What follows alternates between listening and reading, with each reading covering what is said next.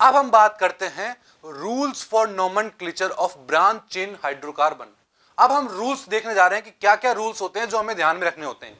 पहला होता है selection of longest chain. That means firstly we select the longest chain of carbon atom as the parent chain. If multiple bonds are present, then parent chain must contain the multiple bond. That means सबसे पहले हमें carbon की सबसे लंबी chain, longest chain का selection करना होता है। और अगर उस चेन में कहीं भी मल्टीपल बॉन्ड आ रहे हैं, that means double bond, triple bond अगर ये आ रहे हैं, तो उस चेन में इसको इन्वॉल्व करना ही करना है। फॉर एग्जाम्पल आप देख पा रहे हैं 9 कार्बन की एक स्ट्रेट चेन है। इस स्ट्रेट चेन में आप देख पा रहे हैं कि एक कार्बन पर तो मिथाइल बाहर निकला हुआ है और एक कार्बन पर इथाइल बाहर निकला हुआ है। दैट मींस मिथाइल को मैंने बोला CH3 और इथाइल को मैंने बोला C2H5, ये बाहर निकले हुए हैं। अब इसको हमको सबसे पहले नंबरिंग करनी है। तो एक नंबरिंग इसमें क्या हो सकती है कि मैं CH3 से स्टार्ट करता हूं 1 नंबर देना, और उसको लेके चलता हूं और इथाइल पे जाके खत्म करता हूं जहां मेरा सब्स्टिट्यूएंट लगा हुआ है। तो मैंने वहां से नंबरिंग देना स्टार्ट किया 1 2 3 4 5 6 7 और 8। क्या ये नंबरिंग सही है? नहीं, ये नंबरिंग सही नहीं है, क्योंकि इस वाली नंबरिंग में मेरे केवल 8 कार्बन आ रहे हैं और हमने रूल पढ़ा है कि maximum number of carbon atom उस चेन में आने चाहिए। दैट मींस लॉन्गेस्ट चेन का सिलेक्शन होना चाहिए। तो इसे नंबरिंग कुछ इस तरह दी जाएगी। बात समझ में है आप सबको? इसी तरह मैं सेकंड रूल की तरफ बढ़ता हूं। If 2 equally long chain are possible, then the chain with maximum number of side chain is selected. That means अगर हमारे पास सेम नंबर की 2 कार्बन चेन है, तो हम उस चेन को सेलेक्ट करेंगे जिसके अंदर मैक्सिमम नंबर ऑफ ब्रांच आ रही होगी। क्या मतलब उसका? जैसे कि आप ये 2 एग्जांपल देख पा रहे हैं। फर्स्ट एग्जांपल में आप देख रहे हैं कि हमारे पास 4 सब्स्टिट्यूएंट उस चेन में आ रहे हैं, बट आप इस एग्जांपल में देख पा रहे हैं कि केवल 3 सब्स्टिट्यूएंट ही उस चेन में आ रहे हैं। तो क्या हमारी ये वाली नंबरिंग सही होगी? नहीं, हमारी ये वाली नंबरिंग सही होगी। बात समझ में है आपको यहां तक? अब मैं थर्ड रूल की तरफ बढ़ता हूं। थर्ड रूल क्या बोलता है? The numbering is done in such a way that the branched carbon atom get lowest possible number. That means numbering कुछ इस तरह की जाएगी कि जो हमारा ब्रांच्ड पार्ट है उसे कम से कम नंबर मिले। That means lowest sum rule. Lowest sum rule क्या हुआ? अगर मेरे कोई 2 सब्स्टिट्यूएंट प्रेजेंट है, उन दोनों के ऊपर जो नंबरिंग आ रही है उन दोनों को मैं ऐड करके देख लूंगा। अगर वो मेरी नंबरिंग कम से कम आएगी, जिस केस में वो कम से कम आएगी, वो मेरी सही नंबरिंग होगी। अगर मैं फर्स्ट में देख रहा हूं, अगर मैं उल्टी तरफ से नंबरिंग करूं, तो मेरी जब इनका दोनों का सम करूंगा मैं सब्स्टिट्यूएंट का, तो वो मेरा ज्यादा आ रहा है।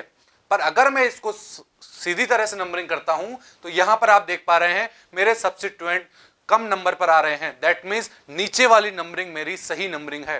बात समझ में है आपको कि नंबरिंग इधर से करनी है या इधर से करनी है? इसी तरह मैं नेक्स्ट रूल की तरफ मूव करता हूं। फोर्थ रूल क्या बोलता है? The name of alkyl group attach as a branch are written in the form of prefix. ये हमने पहले बात करी थी कि अगर हमारे पास एल्काइल ग्रुप प्रेजेंट है तो उनका नाम प्रीफिक्स की तरह लिखा जाता है। और प्रीफिक्स के बाद क्या आएगा? प्रीफिक्स के बाद आएगा पेरेंट चेन ऑफ एल्केन का नाम। दैट मींस उस चेन में कितने कार्बन है उस पूरा नाम आएगा उसके बाद। और जो प्रीफिक्स हमने लिखा था एल्काइल ग्रुप का, उस प्रीफिक्स से भी पहले position of substituent. That means अब इस पूरे को मैं अगर समराइज करूं एक लाइन में, तो क्या होगा? सबसे पहले लिखा जाएगा position of substituent. Position of substituent के बाद प्रीफिक्स ऑफ सब्स्टिट्यूएंट, और प्रीफिक्स ऑफ सब्स्टिट्यूएंट के बाद उसका पेरेंट एल्केन का नाम लिखा जाएगा कि वो कितनी लंबी चेन है, क्या वर्ड रूट है, क्या सेकेंडरी सफिक्स है। बात समझ में आई? ये बात हुई हमारे फोर बेसिक रूल की। अब मैं फिफ्थ रूल की तरफ बढ़ता हूं। If different alkyl groups are present, then they are listed in alphabetical order. जैसे कि आप देख पा रहे हैं इस मॉलिक्यूल में मेरे पास 2 सब्स्टिट्यूएंट है। एक तो है मेरा मिथाइल और एक है मेरा इथाइल। अब इन दोनों में से मैं पहले किसी को लिखूं? ये तो हमने देख लिया है कि सब्स्टिट्यूएंट को हमेशा पेरेंट एल्केन से पहले लिखा जाएगा। दैट मींस प्रीफिक्स के रूप में लिखा जाएगा। पर मैं अब ये डिसाइड नहीं कर पा रहा हूं कि इन दोनों में से पहले मिथाइल को लिखें या इथाइल को लिखें। इसी तरह तो इसमें क्या रूल आया कि अल्फाबेटिकल ऑर्डर के हिसाब से जमाया जाएगा। दैट मींस मिथाइल में एम आ रहा है और इथाइल में ई आ रहा है, तो सब अल्फाबेटिकल ऑर्डर में सबसे पहले क्या आता है? ई आता है। तो दैट मींस सबसे पहले इथाइल लिखा जाएगा और फिर मिथाइल लिखा जाएगा। बात समझ में आए आपको? तो इस कंपाउंड का नाम क्या होगा? 6 इथाइल 2 मिथाइल नोनेन। 6 इथाइल क्यों लिखा? क्योंकि 6 नंबर पे इथाइल था, 2 मिथाइल 2 नंबर पे मिथाइल था, और नोनेन मतलब नॉन मतलब 9 कार्बन और कहीं भी डबल बॉन्ड नहीं था, तो मैंने एन लगाया। बात समझ में आई? इस कंपाउंड का मैंने नाम कैसे लिया? अब एक बात हमेशा माइंड में रखनी है, the number are separated from the groups by hyphens and there is no break between methyl and nonane. That means जैसे कि मैंने लिखा 6 इथाइल, तो 6 और इथाइल के बीच में एक हाइफन का यूज किया जाता है। हाइफन क्या होता है? एक डैश टाइप स्ट्रक्चर होती है, एक डैश होता है, तो 6 डैश इथाइल, और जो मैंने इसके आगे लिखा था 2 मिथाइल नोनेन, तो मिथाइल और नोनेन के बीच में कोई गैप नहीं आएगा। दैट मीन्स अगर कोई भी दो वर्ड लिखे हुए हैं, उन वर्ड के बीच में कोई भी डैश कॉमा कुछ नहीं आएगा। बट अगर वहां पर कोई डिजिट और नेम लिखा हुआ है, तो डिजिट और नेम के बीच में एक हाइफन दैट मीन्स डैश का यूज लेना है। बात समझ में आई इसको? इसी तरह मैं नेक्स्ट पॉइंट पे बढ़ता हूं।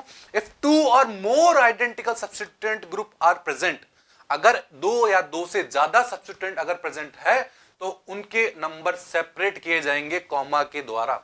दैट मीन्स उन दोनों नंबर के बीच में कॉमा लगाया जाएगा। फॉर एग्जाम्पल यहां आप देख पा रहे हैं 1 2 3 4 5 कार्बन की एक स्ट्रेट चेन है, जहां पर सेकंड पोजीशन और 5th पोजीशन के ऊपर मिथाइल लगा हुआ है। तो इसका नाम हम कैसे लिखेंगे वो सीखते हैं। 5 कार्बन की स्ट्रेट चेन है, तो इसका वर्ड रूट लेंगे हम पेंट। अब इसमें प्राइमरी सफिक्स क्या होगा? प्राइमरी सफिक्स हो जाएगा, सभी सिंगल बॉन्ड है तो एन, पेंटेन तो हो गया इसका वर्ड रूट और प्राइमरी सफिक्स। अब मैं बात करता हूं सब्स्टिट्यूएंट की। सब्स्टिट्यूएंट आप देख पा रहे हैं सेकंड पोजीशन पे भी और 5th पोजीशन पे एक एक मिथाइल निकला हुआ है, तो 2,5 di methyl pentane. Di methyl क्यों लगाया मैंने?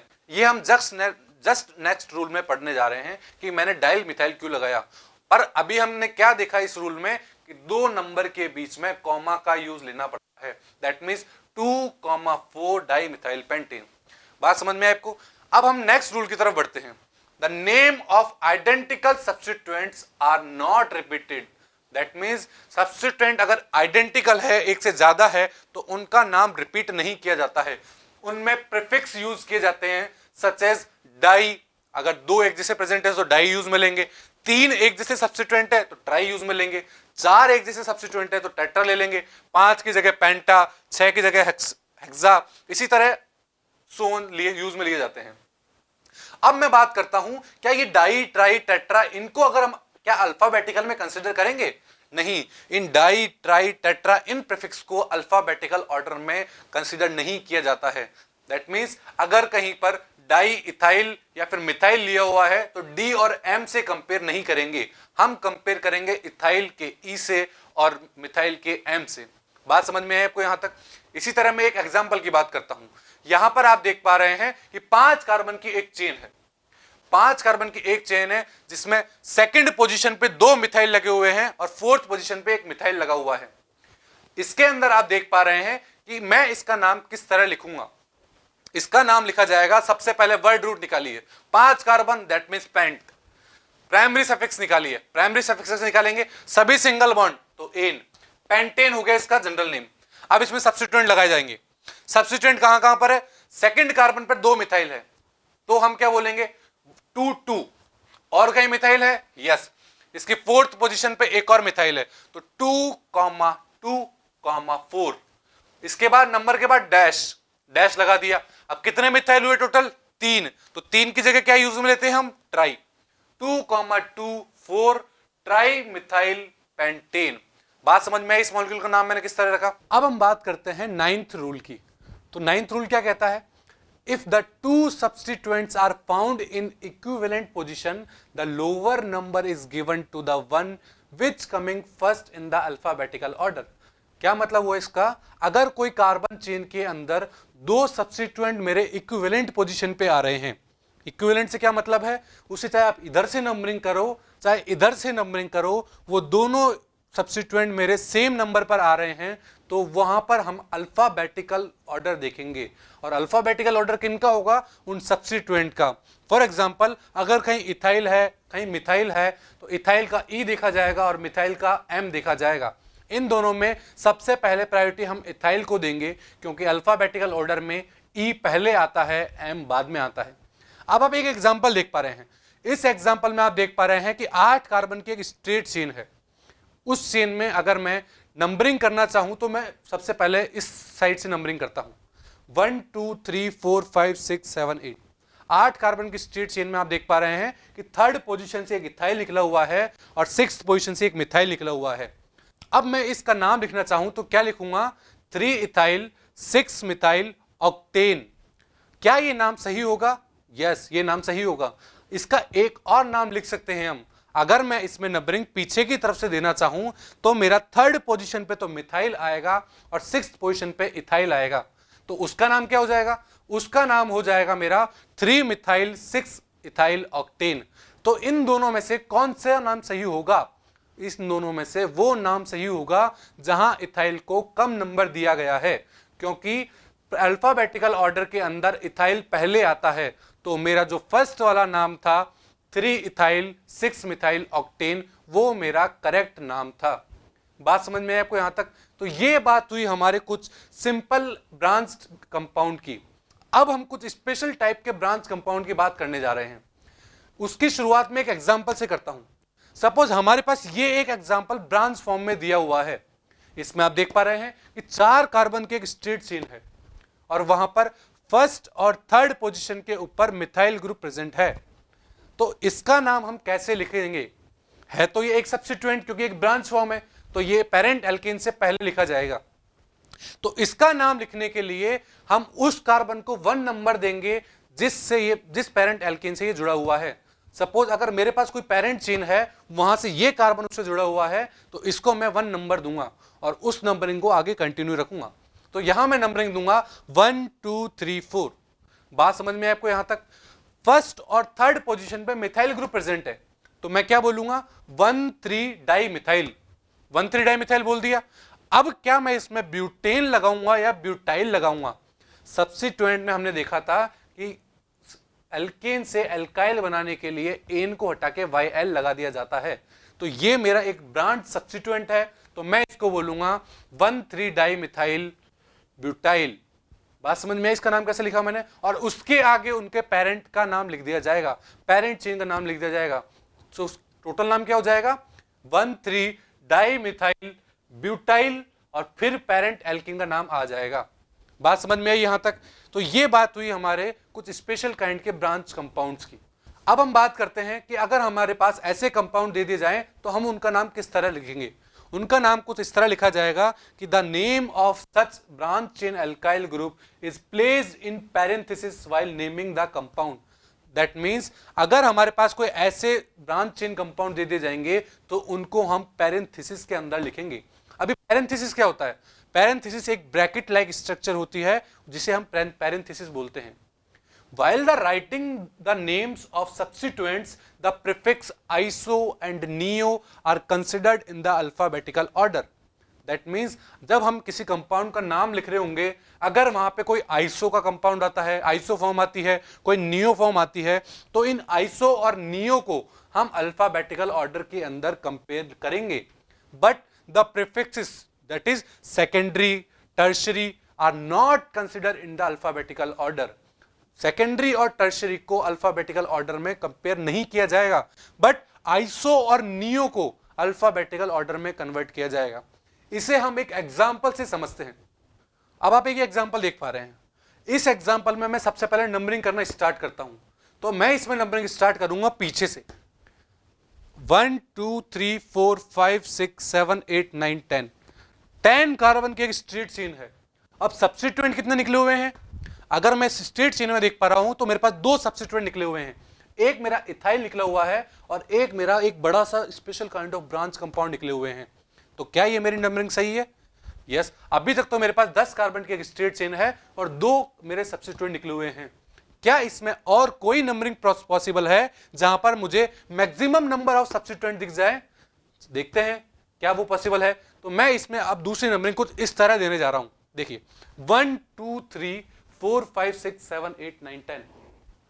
इस नंबरिंग में आप देख पा रहे हैं कि मेरे को 3 ग्रुप दिख रहे हैं, 3 सब्स्टिट्यूएंट दिख रहे हैं। एक मेरा थर्ड पोजीशन के ऊपर 2 मिथाइल निकले हुए हैं और एक मेरा फिफ्थ पोजीशन पे एक एल्काइल ग्रुप निकला हुआ है। दैट मीन्स मेरी पहले वाली नंबरिंग गलत थी, उसे नंबरिंग नहीं करना है, वैसे नंबरिंग नहीं करनी है, हमें नंबरिंग इस तरह करनी है। अब इसका मुझे नाम लिखना है, तो नाम लिखने के लिए मैं क्या करूंगा, सबसे पहले मैंने मेरा पेरेंट नेम देखा। पेरेंट नेम क्या होगा, 10 कार्बन है, दैट मीन्स वर्ड रूट लेंगे डेक। अब मैं इसके अंदर प्राइमरी सफिक्स लगाने जा रहा हूं। प्राइमरी सफिक्स क्या होता है, अगर सारे सिंगल बॉन्ड है तो एन लेना है, डबल बॉन्ड है तो इन लेना है, ट्रिपल बॉन्ड है तो आइन लेना है। यहां क्या है, सारे सिंगल बॉन्ड है, तो सारे सिंगल बॉन्ड के लिए मैंने लिया एन, तो पेरेंट नेम क्या हो गया इसका, एल डेक एन। बात समझ में आपको यहां तक। अब मैं सब्स्टिट्यूएंट लगाने जा रहा हूं। सब्स्टिट्यूएंट मेरे कहां प्रेजेंट है, थर्ड पोजीशन पे 2 मिथाइल है, दैट मींस 2,2 डाई मिथाइल। बात समझ में आपको यहां तक। अब मेरा फिफ्थ पोजीशन पे कौन सा प्रेजेंट है, फिफ्थ पोजीशन पे एक बड़ा मेरा ब्रांच कंपाउंड प्रेजेंट है, तो उसकी नंबरिंग हमें अलग से करनी पड़ेगी। तो फिफ्थ कार्बन से जो मेरा एक कार्बन निकला हुआ है उसको मैं बोलूंगा 1 और मेरी नंबरिंग को आगे तक कंटिन्यू रखूंगा। तो मैंने लिखा 1 2 3 4। बात समझ में आपको यहां तक। और सेकंड पोजीशन में उसमें भी इथाइल निकला हुआ है, तो इस पूरे कंपाउंड का नाम क्या लिखेंगे हम, इस पूरे कंपाउंड का नाम लिखेंगे हम 5, ब्रैकेट लगा देंगे फिर हम, क्योंकि 5 पोजीशन पे कौन सा प्रेजेंट है हमारा, 2 ethyl butyl, 5 2 ethyl butyl, 3 3 di methyl decane. बात समझ में, मैंने इस कंपाउंड का नाम कैसे लिखा, 5 फिर 2 ethyl butyl 3 3 di methyl decane. तो इस कंपाउंड का नाम हो जाएगा ये वाला। इसी तरह अब मैं नेक्स्ट एग्जांपल की तरफ चलता हूं। इस एग्जांपल में आप देख पा रहे हैं कि मेरे पास 10 कार्बन की एक स्ट्रेट चेन है। एक बात हमें हमेशा और हमेशा याद रखनी है कि सबसे पहले हमें किसी भी मॉलिक्यूल में लॉन्गेस्ट चेन सेलेक्ट करनी है। अगर हमने लॉन्गेस्ट चेन सेलेक्ट नहीं करी और छोटी चेन से नंबरिंग कर दी तो वो क्वेश्चन हमारा वहीं गलत हो जाएगा। हमें सबसे पहले लॉन्गेस्ट चेन सेलेक्ट करनी है। तो इस मॉलिक्यूल में आप देख पा रहे हैं कि वही 10 कार्बन की एक स्ट्रेट चेन है। एक मेरा सब्स्टिट्यूएंट 4th पोजीशन पे निकला हुआ है और एक मेरा सब्स्टिट्यूएंट 5th पोजीशन पे निकला हुआ है। तो सबसे पहले क्या लिखना है हमें, इसका पेरेंट एल्किन का नेम लिखेंगे। पेरेंट एल्किन का नेम लिखने के लिए word root 10 carbon atom, that means dec. Primary suffix ane, सभी सिंगल बॉन्ड है, डेकेन। बात समझ में आपको यहां तक। अब इसके सब्स्टिट्यूएंट की तरफ बढ़ते हैं। सब्स्टिट्यूएंट में क्या है, 4th पोजीशन पे क्या लगा हुआ है, आइसोप्रोपाइल। 5th पोजीशन पे क्या लगा हुआ है, सेकेंडरी ब्यूटाइल। बात समझ में आपको यहां तक। अब आइसोप्रोपाइल पहले लिखा जाएगा या सेकेंडरी ब्यूटाइल, आइसो में आइसो को कंपेयर करेंगे अल्फाबेटिकल में, बिल्कुल आइसो को अल्फाबेटिकल में कंपेयर किया जाएगा। क्या सेकेंडरी ब्यूटाइल में एस को कंपेयर किया जाएगा, नहीं, सेकेंडरी ब्यूटाइल में केवल बी को कंपेयर किया जाएगा। तो बी पहले आता है या आई, बी पहले आता है, तो हम इसका नाम लिखेंगे 5 सेकेंडरी ब्यूटाइल 4 आइसोप्रोपाइल डेकेन। बात समझ में आपको यहां तक। इस कंपाउंड का नाम क्या लिखा, इस कंपाउंड का नाम हो गया 5 सेकेंडरी ब्यूटाइल 4 आइसोप्रोपाइल डेकेन। अब इसी तरह हम नेक्स्ट एग्जांपल की तरफ बढ़ते हैं, 5th एग्जांपल की तरफ। इस एग्जांपल में आप देख पा रहे हैं कि 9 कार्बन की एक स्ट्रेट चेन है। क्या इसके अलावा कोई और नंबरिंग पॉसिबल है जो मेरी लॉन्गेस्ट चेन को बताती हो, नहीं, यहां पर 9 कार्बन की यही एक सबसे बड़ी चेन है। अब इसका नाम लिखने जा रहे हैं। सबसे पहले मैंने नंबरिंग करी इसकी 1 2 3 4 5 6 7 8 9। क्या मैं नंबरिंग इसको उल्टी भी कर सकता था, यस। इसमें मैं नंबरिंग अगर पीछे की तरफ से करता तो भी मेरा सब्स्टिट्यूएंट 5th पोजीशन पे ही आता, दैट मींस मेरी दोनों नंबरिंग सही होती। अब 5th पोजीशन पे जो सब्स्टिट्यूएंट प्रेजेंट है उसका नाम भी लिख लेते हैं। 5th पे प्रेजेंट है तो सबसे पहले 5th लिखा जाएगा।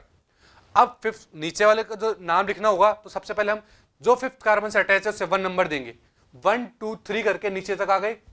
अब सेकंड कार्बन पे 2 मिथाइल प्रेजेंट है तो इसका नाम क्या हो जाएगा, 5 2,2 डाई मिथाइल प्रोपाइल नोनिन।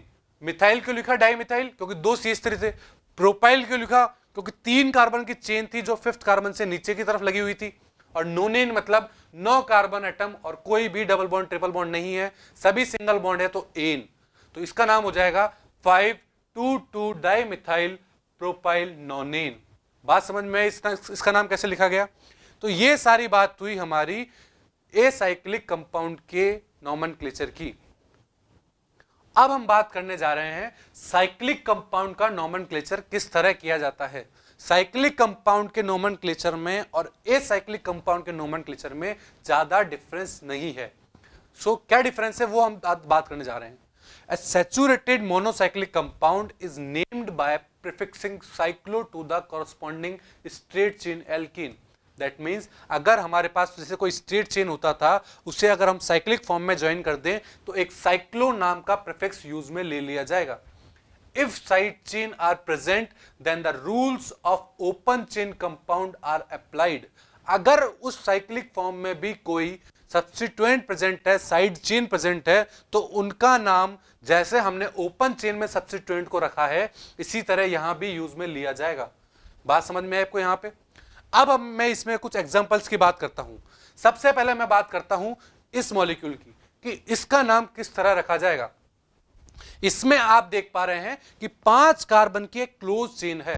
तो 5 कार्बन मतलब सबसे पहले दिमाग में आना चाहिए पेंट। क्या यहां पर कोई डबल बॉन्ड है? नहीं, यहां कोई डबल बॉन्ड नहीं है। दैट मींस एन, पेंटेन तो हो गया इसका नाम। क्या ये पेंटेन है? नहीं, ये तो साइक्लिक फॉर्म है और हमने अभी पढ़ा कि साइक्लिक फॉर्म के लिए प्रीफिक्स के रूप में साइक्लो लगाया जाता है। तो इस कंपाउंड का नाम हो जाएगा साइक्लोपेंटेन। बात समझ में आई आपको यहां तक। अब मैं नेक्स्ट एग्जांपल की तरफ चलता हूं। नेक्स्ट एग्जांपल में आप देख पा रहे हैं कि एक 6 मेंबर्ड रिंग है। दैट मींस 6 कार्बन की एक रिंग है। उसमें फर्स्ट पोजीशन पे एक सब्स्टिट्यूएंट निकला हुआ है और थर्ड पोजीशन पे भी एक सब्स्टिट्यूएंट निकला हुआ है। अब इसका नाम किस तरह दिया जाएगा? तो सबसे पहले हमने सीख रखा है कि सबसे पहले सब्स्टिट्यूएंट को लिखा जाता है। अब सब्स्टिट्यूएंट मेरे कहां प्रेजेंट है? 1 और 3 पर। 3 पर मेरा कौन सा सब्स्टिट्यूएंट प्रेजेंट है? 3 पे मेरा प्रेजेंट है प्रोपाइल और फर्स्ट पोजीशन पे क्या प्रेजेंट है? फर्स्ट पोजीशन पे प्रेजेंट है मिथाइल। तो P पहले आएगा या M पहले आएगा? अब हमें सबसे पहले ये डिसाइड करना है। तो अल्फाबेटिकल में जैसे आप सभी को पता है कि M पहले आता है, P बाद में आता है। तो इस कंपाउंड का नाम क्या लिखेंगे? इस कंपाउंड का नाम लिखेंगे 1 मिथाइल 3 प्रोपाइल साइक्लोहेक्सेन। बात समझ में है आपको कि इस कंपाउंड का मैंने नाम कैसे लिखा? अल्फाबेटिकल से चलना है। अब मैं नेक्स्ट एग्जांपल की तरफ मूव करता हूं। इस एग्जांपल में भी आप देख पा रहे हैं कि 6 कार्बन की एक रिंग बनी हुई है। फर्स्ट पोजीशन पे 2 मिथाइल निकले हुए हैं और थर्ड पोजीशन पे भी एक इथाइल ग्रुप निकला हुआ है। इसका नाम रखना है तो कैसे रखेंगे? सबसे पहले क्या देखेंगे? Word root.